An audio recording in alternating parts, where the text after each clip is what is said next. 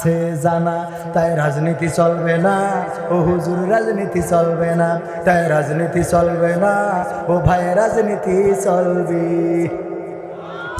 এবার বাচ্চা হুজুর শোনেন, এই যে কোরআন শরীফ এ তো আমরা পড়েছি, এ মাতা ও মাতা সব পড়েছি, আমি পড়ি, আমার বউ পড়ে, আমার বিটার বউ পড়ে, আমার শ্বশুর পড়ে রে, আমার শাশুড়িও পড়ে রে। আমি বললাম তা সমস্যা কি?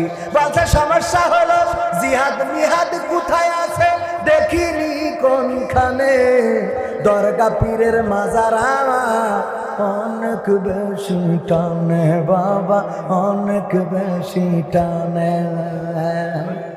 আছে না নাই? কোরআনে জিহাদ কোথায় আছে এখনো খুঁজে পাইনি। কেন পাইনি? পড়েছে পড়েছে কিন্তু অর্থ জানে না, বোঝে না। কেমন বোঝে না? এক মসজিদ ছিল, সভাপতি সাহেব মসজিদে ইমাম ছিল একটু খুড়া, খুড়া বোঝেন তো, ন্যাংরা খুড়া। আর এক মুসাল্লি ছিল, সে একটু চোখে কম দেখে, কানা, মানে চোখে কম দেখে, তাই সবাই কানা মুসাল্লি বলে। দুইজনে তর্ক করতেছে, বলতেছে এবার টি-20 ক্রিকেটে ইন্ডিয়া খুব ভালো খেলেছে। বলছে না, অস্ট্রেলিয়া ভালো খেলেছে, কিন্তু নিজের দেশ তো এই জন্য সিরিজ জিততে পারেনি। কয় তুমি জানো না, খেলা সম্বন্ধে তোমার ধারণা নেই, ইন্ডিয়া ভালো খেলে। তর্ক, এর মধ্যেই মাগরিবের আজান হয়ে গেছে। ইমাম সাহেব বলছে যে চলো নামাজ পড়ে আসি, আর তর্ক করি লাভ নেই। নামাজের মধ্যে ইমাম কি মনে আছে তো, কি খুড়া, আর ইমাম ওই মুসাল্লি কানা। নামাজের মধ্যে ইমাম সাহেব তেলাওয়াত করতেছে, ওয়া কানা মিনাল কাফিরিন। কানা বলছে হুজুর তো জন্মের খারাপ। ক্রিকেট নিয়ে তর্ক হলো চায়ের দোকানে, আর নামাজ দিয়ে আমার বলছে ওয়া কানা মিনাল কাফিরিন, আমি কানা কাফের। এ কোন ধরনের হুজুর? আর এই হুজুরির আমরা যত্ন করি মুরগি জবাই করে, আমার স্ত্রী মুরগির দিল মেটে কলজে ফুসফুসে কিডনি সব খাতি দেন, হুজুরি খাতেন ভালো ভালো গোটগুলো হুজুর এত খাওয়ায়। আর এই হুজুর কয় ওয়া কানা মিনাল কাফিরিন, আমি কানা কাফের। যাক আজকে মাফ করে দিলাম, এবার যদি কোনোদিন বলে ওই দিন কিন্তু আর মাফ হবে। এরপরে আবার আর একদিন ইমাম সাহেব তেলাওয়াত করতেছে, ওয়া কানা মিনাল কাফিরিন। কানা বলছে হুজুর আর সহ্য করতে পারলাম না, আমার মিজাজ একেবারে সিরাজগঞ্জের বর্ডার ক্রস করে টাঙ্গাইলে চলে গেছে, অথবা এদিকের বর্ডার ক্রস করে পাবনায় চলে গেছে রে। ক্রিকেট নিয়ে তর্ক করলাম চায়ের দোকানের, আপনি নামাজে প্রতিদিন বলেন ও কানা মিনাল কাফিরিন, আমি কানা কাফের, এটা মানতে পারলাম না। হুজুর শোনেন, আপনি যদি প্রতিদিন আমার এইভাবে বলেন ও কানা মিনাল কাফিরিন, ইমাম মানুষ, আপনার বলার অধিকার আছে। আমি তো মুসাল্লি, আমারও আল্লাহ একটা পাওয়ার দিয়েছে, সেটা হলো আমি লুকমা দিতে পারবো। আমি আজকে লুকমা দিচ্ছি, আল্লাহু আকবার, ওয়া খুড়া মিনাল ফাসিকি। আমি কানা কাফের হইলে তুমি খুড়া ফাঁসে। তার মানে বাজান বুঝা গেছ তো কোরআন কি বুঝা বোঝে, আর কি বুঝানোর দরকার আছে? বুঝা গেছ না? ও জিহাদ খুঁজি বলে কি কানা ঢালা, ও তো ওয়া কানা মিনাল কাফিরিন মানে মনে করে আমি কানা। আমাদের মসজিদে ওই এক সময় বাংলা খুতবা চালু করা হয়েছিল, তো বাংলা খুতবাই লাস্টে সানি খুতবা আরবিতে পড়াই ভালো, কিন্তু ইমাম সাহেব পড়তেন যে তোমরা সবাই জামাতবদ্ধ হও, জামাতবদ্ধ ছাড়া বিজয় অর্জন করা সম্ভব নাই। আল্লাহ রাব্বুল আলামিন জামাতবদ্ধ মানুষদেরকেই ভালোবাসেন, মানে দলবদ্ধ হয়। এখন আমার কাছে একজন আমাদের আওয়ামী লীগের ভাই জিজ্ঞেস করতেছে, প্রতিদিন জুম্মায় এই যে ইমাম সাহেব বলে জামাতবদ্ধ হও, ও কি জামাত ইসলাম করতে কয় না? তাই আমি বলছি কেন? বলছে জামাত ইসলাম করতে গেলে ঠ্যাং ম্যাং ভেঙে দেবো। আমি বলছি না, এ জামাতবদ্ধ সে জামাতবদ্ধ না, এ জামাতবদ্ধ হইলো দলবদ্ধ হওয়া, ঐক্যবদ্ধ হওয়া। আপনারা আমলিকরা মিলেও জামাতবদ্ধ হতে পারে, এক জায়গায় দল হতে পারে, বিএনপির লোক জামাতবদ্ধ হতে পারে নয়া পল্টনে, তারপরে অন্য দল সব এক ঐক্যবদ্ধ হয়ে বলতে পারে খেলা হবে, বলতে পারে। আমাদের খেলা হবে নি, আমাদের কোনো মাথা ব্যথা নেই আছে, কারণ আমরা খেলতে চাই না। আমাদের দুনিয়ায় আমাদের খেলা একটাই, সেটা হলো বাংলার জমিনে কোরআনকে কায়েম দেখতে চাই। এই ছাড়া আমাদের আর কোনো চাওয়া আছে? আওয়ামী লীগ করেন, বিএনপি করেন, জামাত করেন, জাসদ করেন, বাসদ করেন, হেফাজত করেন, বাংলাদেশের রাষ্ট্র ব্যবস্থায়, বাংলাদেশের সংসদে, বাংলাদেশের আদালতে, বাংলাদেশের বিচারিক আদালতে কোরআনের আইনকে যারা কায়েম করে দিতে চাইবে তাদের দল করতে আমাদের কোনো দ্বিধা নাই, বলেন ঠিক না? কিন্তু যারা কোরআনকে বাংলার জমিনে রাখতে চায় না, যারা কোরআনের পথে কথা বলে তাদেরকে রাখতে চায় না, যারা কোরআনের পাখিদেরকে নির্যাতন করে, যারা কোরআনের পাখিদের দিয়ে জেলখানা ভরপুর করে, তাদের সাথে আমাদের কোনোদিন আপোষ হতে পারে? তাদের সাথে আমাদের আপোষ হবে? আমাদের বক্তব্য হলো, কোরআনের সাথে যারা করবে দ্বন্দ্ব তাদের সাথে কবু হবে না আপোষ। হবে? কোরআনের সাথে যারা করবে দ্বন্দ্ব তাদের সাথে কবু হবে না আপোষ। কোরআনের সাথে যারা করবে দ্বন্দ্ব তাদের সাথে কবু হবে না আপোষ। জেল জুলুম হলেও হবে, জেল জুলুম হলেও হবে, বিবেকের কাছে তবু রব নির্দোষ। আমার রবের কাছে রব নির্দোষ, মহান প্রভুর কাছে রব নির্দোষ। কোরআনের সাথে যারা করবে দ্বন্দ্ব তাদের সাথে কবু হবে না। কোরআনের কথা যারা বলে যায় আজ তাদের দমাতে কত ফন্দি, কাউকে ধরে নিয়ে দিচ্ছে ফাঁসি, কাউকে রেখেছে আজ বন্দি। কোরআনের কথা যারা বলে যায় আজ তাদের দমাতে কত ফন্দি, কাউকে ধরে নিয়ে দিচ্ছে ফাঁসি, কাউকে রেখেছে আজ বন্দি। হক কথা বললেই জ্বলে জায়গা, কোরআনের কথা সইতে পারে না। হক কথা বললেই জ্বলে জায়গা, কোরআনের কথা সইতে পারে না। জানি না তাদের আমাদের পরে কেন এত আক্রোশ আছে না নাই? জেল জুলুম হলেও হবে, জেল জুলুম হলেও হবে, বিবেকের কাছে তবু রব নির্দোষ।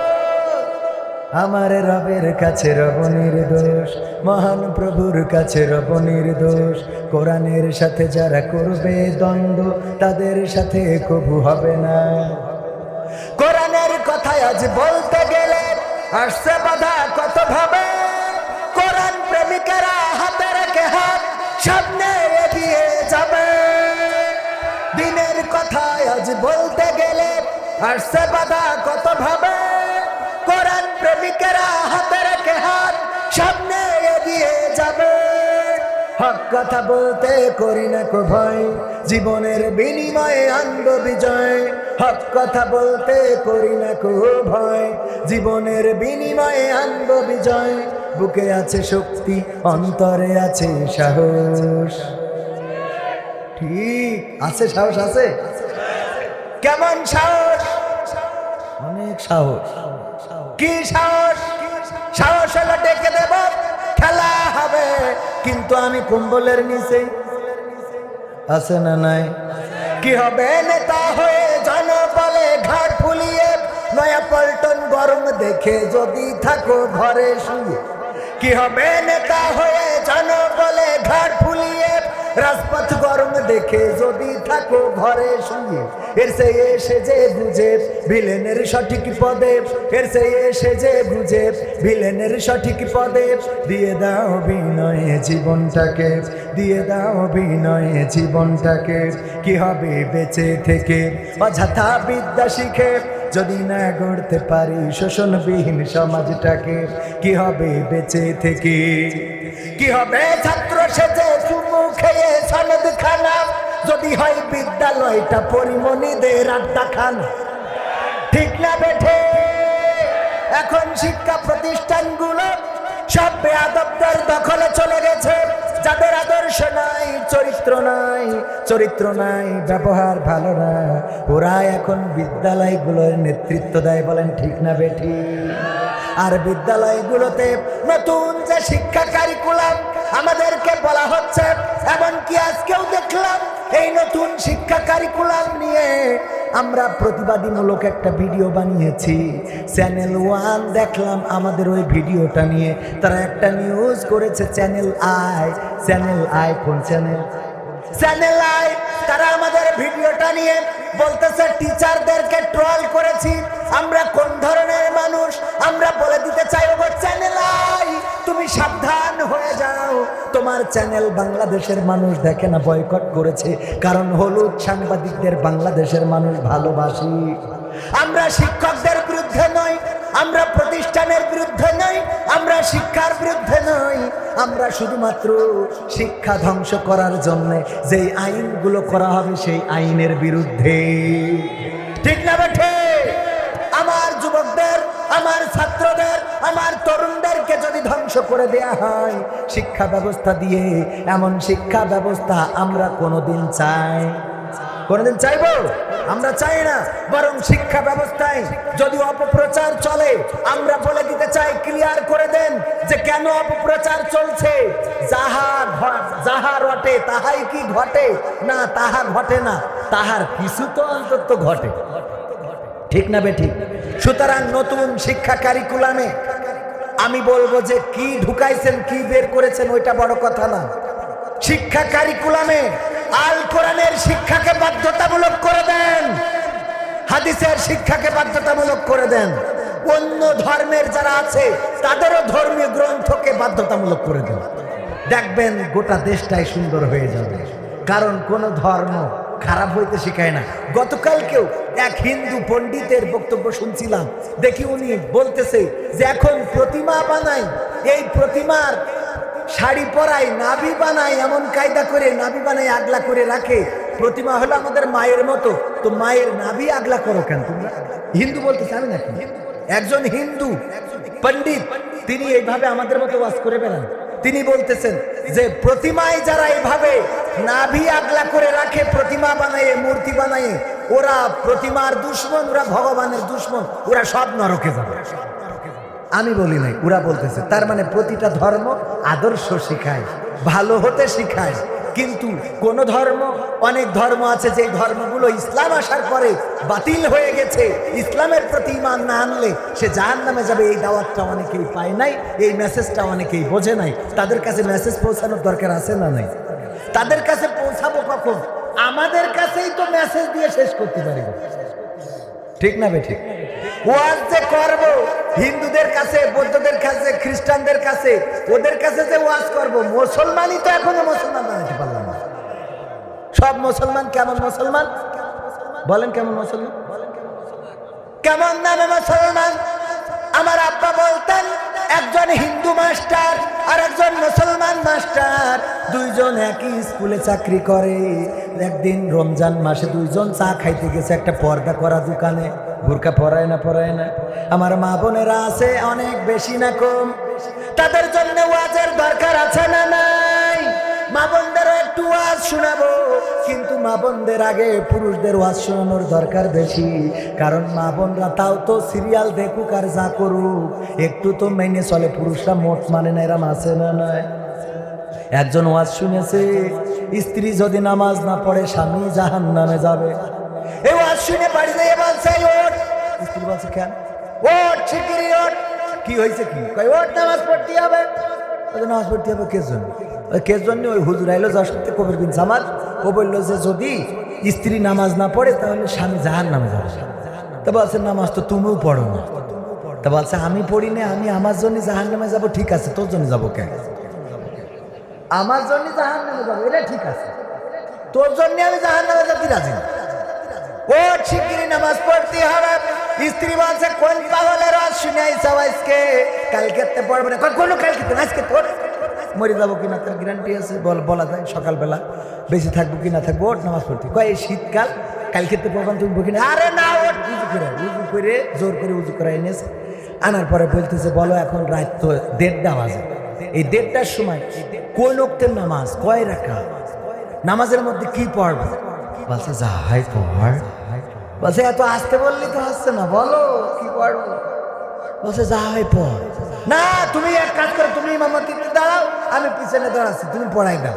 বলছে ওরম করছিস কেন? কালকে তো পয়সা নেই। আছে না নাই? মুসলমান বানাবো কারে? আমার মা বোনদের যে ওয়াজ শোনাবো তার আগে তো পুরুষদের ওয়াজ শোনানো দরকার। আমার মা, আমার পুরুষেরা মাঝে মাঝে বলে ভাই একটু ওয়াজ করে দেন। আমার স্ত্রী তো পর্দা করে না, আমার স্ত্রী সিরিয়াল দেখে, খারাপ পথে চলে, একটু এই ব্যাপারে বলেন। আর যেই ব্যক্তি বলতেছে, আমি দেখলাম সে বলতেছে ওই চার দোকানে বসে ইন্ডিয়ান ওই যে কারিনা কাপুর ঐশ্বরিয়া রায় ওদের তাকে নাকে দিনটা দেখতেছে, আর হুজুরির বলতেছে একটু দোয়া করেন যেন আমার স্ত্রী পর্দা করে চলে। ওরে তুই সিরিয়াল দেখে বেড়াবি, তুই সিনেমা দেখে বেড়াবি, তুই অন্যায় করে বেড়াবি, আর বাড়ি যেয়ে রাবিয়া বসরি খুঁজবি, তা কি করে হবে? হবে? নিজে আগে ভালো হওয়ার দরকার আছে না নাই? আগে নিজে ভালো হও, পরিবার ভালো হয়ে যাবে। পুরুষরা যদি ভালো হয়ে যায়, নারীরা ভালো হয়ে যাবে। কিন্তু পুরুষরা যদি খারাপ হয়, বাড়ির নারীও ভালো হওয়া সম্ভব। কারণ আমার আল্লাহ বলেছে, যেমন নারী যেমন স্বামী তেমন তার স্ত্রী, যেমন পুরুষ তেমন হবে নারী। কার কথা? কার কথা? আপনি প্রেম করেছেন কয়টা? বুকে হাত দিয়ে বলেন কয়টা মেয়ের সাথে আপনি সম্পর্ক করেছেন? আর আপনি বিয়ে করিয়ে নিয়ে আইছেন, মনে করছেন এটা আল্লাহর ওলি? না, ও উঠাও 3-4 জায়গা মেরি তারপরে এসে ও মনে করলে হচ্ছে না। তুমি আরেকজনের পালসারে করে নিয়ে ঘুরে বেড়াবা, আর তোমার বউ তাপসী রাবিয়া হবে না? যুবকরা এটাও শোনার দরকার আছে। ও আমার যুবকেরা, প্রেম করো, অন্যায় করো, অশ্লীলতা করো, মনে করো, নোংরামি করো, ওই চলন বিলে যাও বেড়াইতে। বিয়ের আগে মেম্বারের মেয়ের সাথে আছে না নাই? মনে করো তুমি বিয়ে করবা একটা ভালো মেয়ে, না হবে না, হবে না। কারণ তোমার বউ আর একজনের সাথে, ও তো চলন বিলি গেল, আর তোমারটা দেখা যাচ্ছে কক্সবাজার মেরে গিয়েছে। কথা কয় না? সত্য বলছি না মিথ্যা বলছি? ও আমার ভাইরা, বাবাজিরা আমার, কথা বেশি বলবো না। আর লাস্টে একটা সুসংবাদ আছে, যেই সুসংবাদটা শোনার জন্যে আমি বিশ্বাস করি আপনারা অধীর আগ্রহে ছিলেন। আমিও ছিলাম 2টা বছর। কয়টা বছর? 2টা বছর অধীর আগ্রহে ছিলাম। গান গাইতাম। কি গান গাইতাম? আমার বাংলাদেশে অপরাধী যদি বুক ফুলিয়ে ঘুরতে পারে দেশে, আলেম কেন কারাগারে কোরআন ভালোবেসি, আমার হামজা কেন কারাগারে কোরআন ভালোবেসি। এই আলেমদের পক্ষে সোচ্চার ছিলাম, আলেমদের পক্ষে প্রতিবাদী হয়ে কথা বলেছি। কোরআনের পাখি আল্লামা দেলওয়ার হুসাইন সাইদি রাহিমাহুল্লাহ যেদিন রহমাতুল্লাহ আলাইহি যেদিন ইন্তেকাল করলেন, নাহারে মনটা বড্ড খারাপ হয়ে গেল। পরের দিন সকালবেলা গাড়ি নিয়ে ছুটলাম, পিরোজপুরে গেলাম। হাজার হাজার নয়, লাখো লাখো মানুষের ভিড় ঠেলে পৌঁছে গেলাম সেই জায়গায় যেখানে আমার কোরআনের পাখিকে কবর দেয়া হবে। কবর খোঁড়ার কাজে অংশগ্রহণ করলাম, সেখানে রইলাম। বারবার ওখানে একটা কথাই মনে হচ্ছিল, গোটা বাংলাদেশ জুড়ে বারবার যার মুক্তির জন্য দাবি জানিয়েছি, যার মুক্তি চেয়ে গিয়েছি, সেই কোরআনের পাখি মুক্ত হয়ে গেলেন। কিন্তু এই বাংলার আকাশে বাতাসে আর তার দেখা যাবে না। চিরজন্মের মতো বিদায় নিয়ে চলে গেলেন।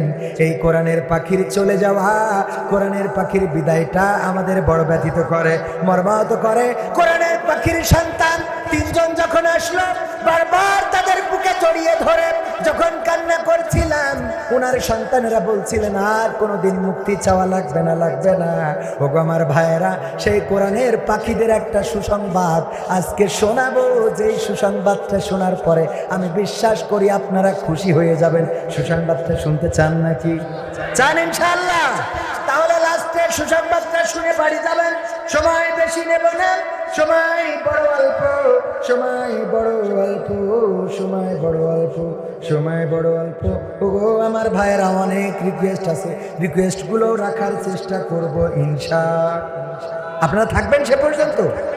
সিরাজগঞ্জের মাটি উর্বর ভূমি, বোঝাই যাচ্ছে এই মাটির মুসলমানেরা এরা সাধারণ মুসলমান নয়। এই মুসলমান তো সেই মুসলমান যারা বদরের প্রান্তরে যেভাবে আল্লাহ রাসূলের সাহাবীরা লড়াই করেছে, উহুদের প্রান্তরে যেভাবে লড়াই করেছে, মুতার খন্দকে যেভাবে লড়াই করেছে, সেইভাবে যদি আবার কোরআনের ডাক আসে, কোরআন বুকে ধারণ করে এই সিরাজগঞ্জ উল্লাপাড়ার মুসলমানেরা রাজপথে ঝাঁপিয়ে পড়বে। কোরআন কায়েমের জন্য যদি বুকের বুকের তাজা রক্ত ঢেলে দিতে হয়। বুকের তাজা রক্ত ঢেলে দিয়ে সেই রক্তের সাগরে সাঁতার কেটে কেটে একটি রক্তাক্ত বিপ্লবী কালেমার পতাকা বাংলার জমিনে উড়াবে উড়াবে। আমি বিশ্বাস করি সেই মুসলমান সিরাজগঞ্জে আছে।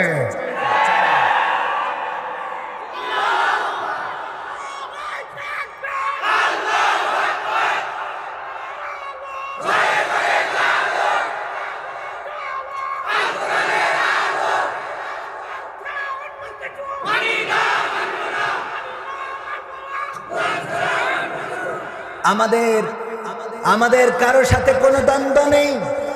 আমরা কোনো দলের নই, আমরা জামাতের নই, হেফাজতের নই, বিএনপির নই, আওয়ামী লীগের নই। আমরা আল্লাহর তরফ থেকে এসেছি, এক আল্লাহর পথেই চলবো, আল্লাহর দেওয়া কোরআনের আইন মোতাবেক চলবো, আল্লাহ রাসূলের আনিত বিধান মোতাবেক চলবো এবং সেই বিধান বাংলার জমিনে কায়েম করার জন্য যদি বুকের শেষ রক্তটুকু ঢেলে দিতে হয়, ঢেলে দিয়ে সবুজ ভূখণ্ডকে লাল করে দেব, তবুও বাতিলের কাছে মাথা নত হবে, মাথা নত করব না। আমি বলেছি আমাদেরকে কারাগারে ভরবা, আমাদের ভরে কারাগারগুলো তোমরা পূর্ণ করে দিতে পারো। আমাদেরকে যদি গুলি নিক্ষেপ করো, তোমাদের বন্দুকের বুলেটগুলো শেষ হয়ে যাবে। আমাদের যদি ফাঁসির কাস্টে ঝুলাও, তোমাদের ফাঁসির রশি ফুরিয়ে যেতে পারে। আল্লাহর কসম করে বলি, দুনিয়ার জমিন থেকে খাঁটি মুসলমান কোনোদিন শেষ করা যাবে? সেই মুসলমান কি আছেন এখানে? শেষ পর্যন্ত কি থাকবে? কথা তো কোন দিক থেকে কোন দিকে যাচ্ছি, মানে সময় অল্প কাজ বেশি, সময় অল্প কাজ বেশি। যেই কথা বলছিলাম প্রথমে, বলছিলাম যে আমাদের সাহস খুব বেশি, কিন্তু সাহস হলো এই যে তুমি যাও আমি বাড়ি, তুমি যাও আমি বাড়ি। ফজার বলতেছে তোর জীবনের সাহসী ঘটনা কি? স্যার জিজ্ঞেস করতেছে ফজা নামের এক ছাত্রের।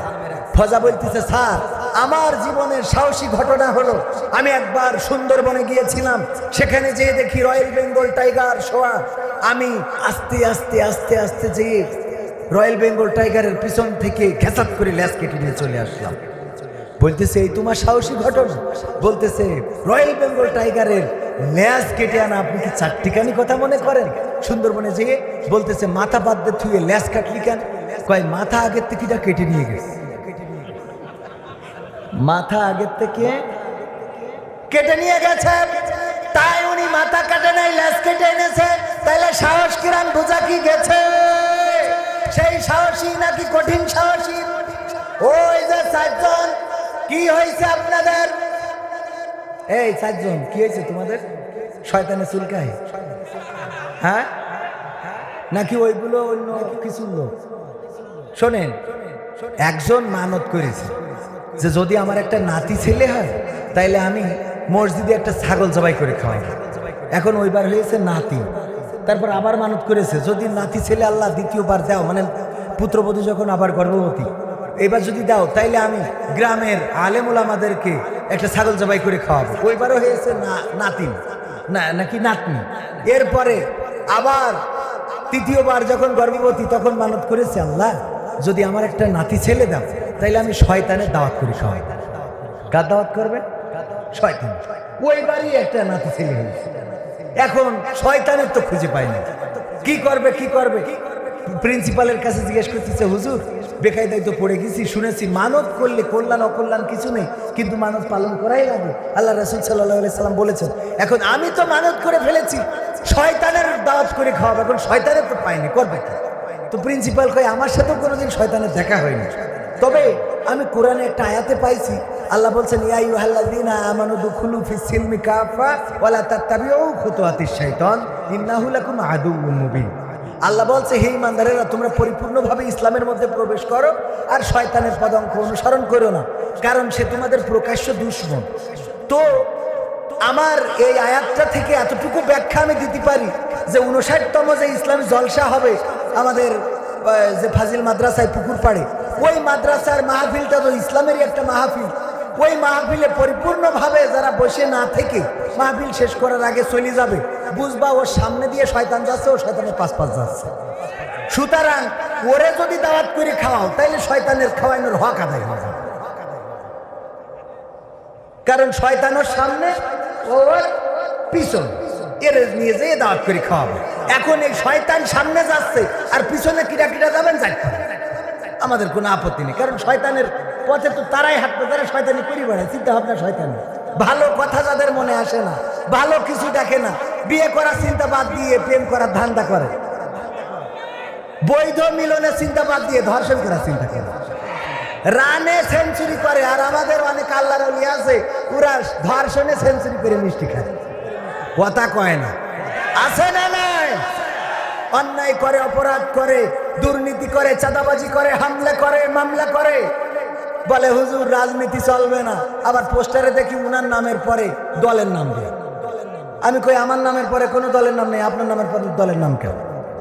রাজনীতি আমরা করছি না আপনারা করছেন? কথা কয় না, কারা করে? পোস্টারে আমার নামের পরে কোনো দলের নাম আছে যে আমি ইসলামী আন্দোলন শাইখে চরমনাইয়ের নেতা, আমি হেফাজতে আন্দোলনের নেতা? আছে? নাই। রাজনীতি তো আমাদের করার দরকার নাই। রাজনীতি কেন করব? রাজনীতি করার জন্য আমরা আসি নাই। আল্লাহ আমাদের পাঠাইছে আল্লাহর নীতি করার জন্য, আমরা রাজনীতি করি না, বলেন ঠিক কিনা? আর একটা কথা ভালো করে একটু মাথা খুলে বুঝেন, যদি কেউ বলে যে হুজুর রাজনীতি করবেন না, আমি জিজ্ঞেস করি ভাই আপনি কি রাজনীতি করেন? কয় আমি অমুক দলের অমুক জায়গার নেতা। তো আমি বললাম তাইলে আপনি আমার নিষেধ করেন কেন? আপনি যেটা ভালো মনে করেছেন সেটাই তো করতেছেন, নাকি?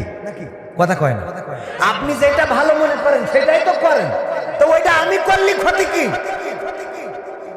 আপনি করবেন, আমার করতে দেবেন না কে? ভালো কাজটা আমার করার দরকার আছে না? রাজনীতি না করলি খেলা হবে কিভাবে? সব তো আগের রাতেই করে ফেলতে হবে, কথা কয় না? দরকার আছে না নাই? কি হবে বেঁচে থেকে? কি হবে ছাত্র সেজে চুমু খেয়ে সনদ খানা? যদি হয় বিদ্যালয়টা বুবলিদের আড্ডা খানা। এর চেয়ে মরাই ভালো, দেশ ছেড়ে যাওয়াই ভালো। এর চেয়ে মরাই ভালো, দেশ ছেড়ে যাওয়াই ভালো। কি হবে ধোকা দিয়ে বিবেকটাকে? কি হবে বেঁচে থেকে? অযথা বিদ্যা শিখে যদি না গড়তে পারি শোষণবিহীন সমাজটাকে। কি হবে বেঁচে থেকে? কি হবে যুবক নামের বোঝা হয়ে এই ধরাতে, যেখানে মা বোনেরা ধর্ষিতা হয় দিনে রাতে? এমন যুবক আছে না নাই?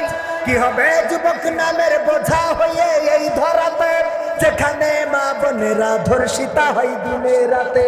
যৌবনের সার্থকতা ঘুচিবে সকল ব্যথা। পারো যদি বলি দিতে মানুষরূপী পশুটাকে, পারো যদি বলি দিতে মানুষরূপী পশুটাকে। কি হবে বেঁচে থেকে? অযথা বিদ্যা শিখে যদি না গড়তে পারি শোষণবিহীন সমাজটাকে। কি হবে বেঁচে থেকে? কি হবে লেখালেখি কলমবাজির ওই মহড়া, সমাজের আসল চিত্র যদি না যাই তুলে ধরা? কি হবে লেখালেখি কলমবাজির ওই মহড়া? কি হবে টিভি চ্যানেল সাংবাদিকের এই ক্যামেরা? সমাজের আসল চিত্র যদি না যাই ভিডিও করা? যদি ওই ঘুষের বলে কলমটা উল্টো চলে, যদি ওই হ্যালো কলে ক্যামেরা উল্টো বলে, তবে কি যাবে রোখা দুর্নীতিকে? যাবে? তবে কি যাবে রোখা দুর্নীতিকে? কি হবে বেঁচে থেকে? অযথা বিদ্যা শিখে যদি না গড়তে পারি শোষণবিহীন সমাজটাকে। কি হবে বেঁচে থেকে? কি হবে নামাজি রোজা ইমানদারির পড়াই করে কোরআনের খাদেম যারা, তারা যদি থাকে কারাগারে? কি হবে নামাজি রোজা ইমানদারির পড়াই করে কোরআনের পাখিরা যদি আজও থাকে কারাগারে? মসজিদের কোণে বসে জিকির যত করো কষে, মসজিদের কোণে বসে তাসবিহ যত টানো ঠেসে, এভাবে যায় না পাওয়া আল্লাহকে। তাসবিহ টানা লোক আছে